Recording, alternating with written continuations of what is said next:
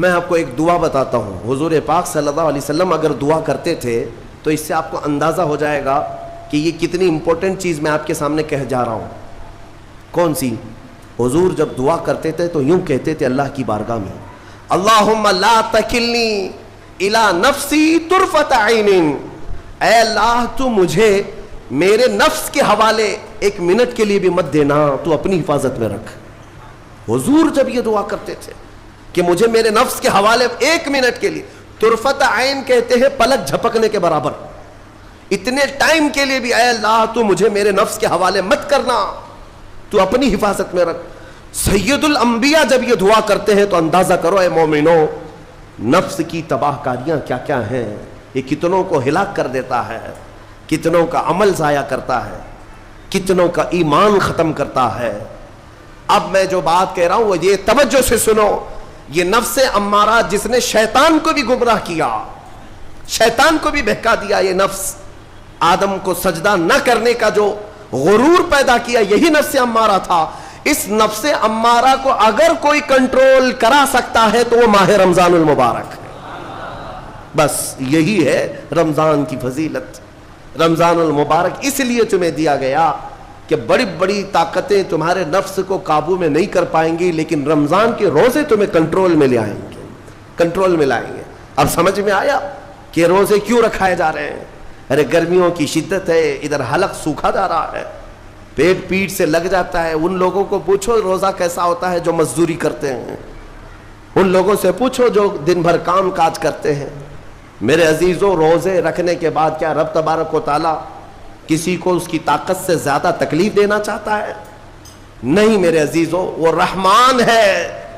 اس نے جب تمہیں ماں کے پیٹ میں 9 مہینے رزق دیا تو کیا کائنات میں نہیں دے گا؟ تمہیں ماں کے پیٹ میں بھی رزق دیتا رہا. تم جب دنیا میں آئے, تمہارے ماں کے سینے میں خون سے دودھ کس نے بنایا؟ تمہارے رزق کا انتظام کرنے والا وہ خدا. اگر تمہیں حکم دیتا ہے کہ صبح سے لے کر شام تک بھوکے رہو تو یہ اس کا ظلم نہیں بلکہ یہ عین کرم ہے. اللہ تبارک و تعالیٰ کا رحم ہے تم پر کہ وہ مولا ہماری اصلاح چاہتا ہے کہ ہمارے اندر تقوی آ جائے, جسم میں بھی اور روح میں بھی. اب ایک اور بات میں آپ کو بتا دوں, میں نے ایک بات پڑھی تھی نفس کے متعلق, یہ نفس امارہ. اسی لیے امام غزالی رحمۃ اللہ تعالیٰ علیہ نے فرمایا اللہ کی جو مخلوق ہے وہ 3 طرح کی ہے, ایک فرشتے, دوسرے انسان, تیسرے جانور. یہ 3 الگ الگ قسم کی مخلوق ہیں, کیونکہ اللہ تعالیٰ نے تینوں کو جو چیزیں دی ہیں ان میں فرق ہے. فرشتوں کو اللہ نے عقل دیا ہے, نفس نہیں ہے. نفس, شہوت, برائی کرنے کی خواہش فرشتوں کے اندر ہے ہی نہیں, وہ سوچ بھی نہیں سکتے برائی کرنے کا. فرشتوں کو اللہ نے عقل دیا ہے, اور عقل عزت والی چیز ہے. اور جانوروں کو اللہ نے نفس دیا ہے, عقل نہیں. عقل والے نہیں ہیں جانور, عقل والے نہیں, لیکن نفس ہے, شہوت ہے. شہوت بھی ہے, نفس بھی. لیکن انسان ایک ایسی مخلوق ہے جسے اللہ نے عقل بھی دیا ہے, نفس بھی دیا. مطلب یہ ہے کہ تمہیں اللہ نے ایک چیز فرشتوں والی دی ہے, ایک چیز جانوروں والی بھی دی ہے. دونوں تمہارے اندر ہے, عقل بھی ہے, نفس بھی ہے.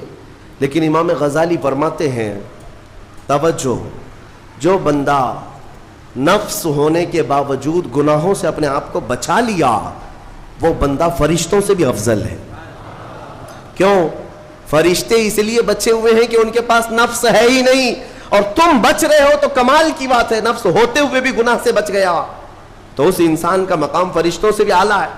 لیکن ساتھ ہی امام غزالی یہ بھی فرماتے ہیں عقل ہونے کے باوجود اگر گناہوں سے نہیں بچتا تو پھر وہ جانوروں سے زیادہ ذلیل ہے, کتے اور خنزیر سے بھی گیا گزرا ہے.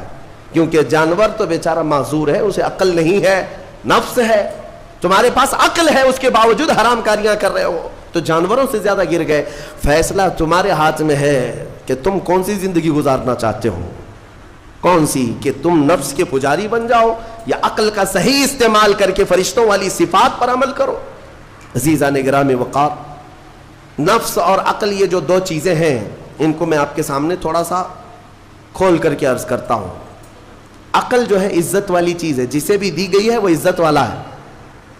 کیوں عزت والی ہے یہ عقل؟ پوری دنیا میں عقل کا ہی تو کمال ہے. جس کے پاس عقل ہے وہ بادشاہ ہے.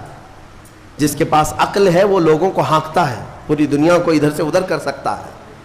عقل. اور نفس جو ہے, نفس برائیوں کی طرف بلانے والا, عیاشی کی دعوت دینے والا, موج مستی کرانے والا اور اپنے آپ کو تباہ کروانے والا. اچھے بھلے نوجوان, 25 سال کی کڑیل جوانی ہے, کون ہے جو انہیں نشے کے اڈے پر لے جاتا ہے؟ کون ہے جو ان کو تباہ و برباد کرتا ہے؟ نوجوان کو اچھی طرح سے معلوم ہے کہ میں کوکین, افیون, ہیروئن لوں گا تو میرے جسم کے ساتھ کیا ہوگا, اسے معلوم ہے. لیکن اس کے باوجود عیاشی کروانا یہ نفس کی عادت ہے. کسی کے اوپر نفس غالب آتا ہے, کسی کے اوپر عقل غالب آتی ہے.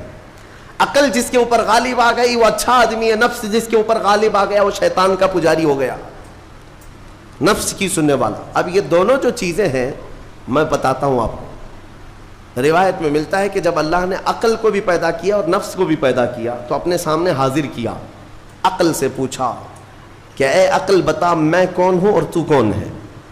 عقل نے کہا یا ربی انا عبدک وانت ربی, اے اللہ میں تیرا بندہ ہوں اور تو میرا رب ہے.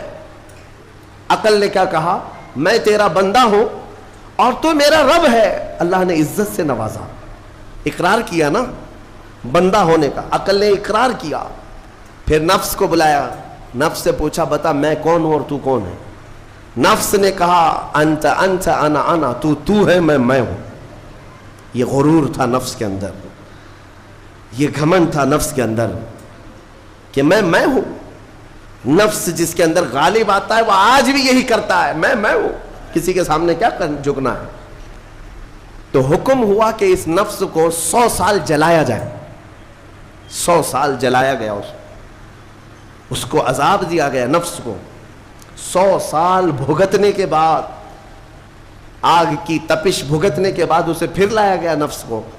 اللہ تعالیٰ نے پوچھا اے نفس بتا میں کون ہوں اور تو کون ہے؟ نفس نے کہا انت انت انا انا, تو ہے میں ہوں.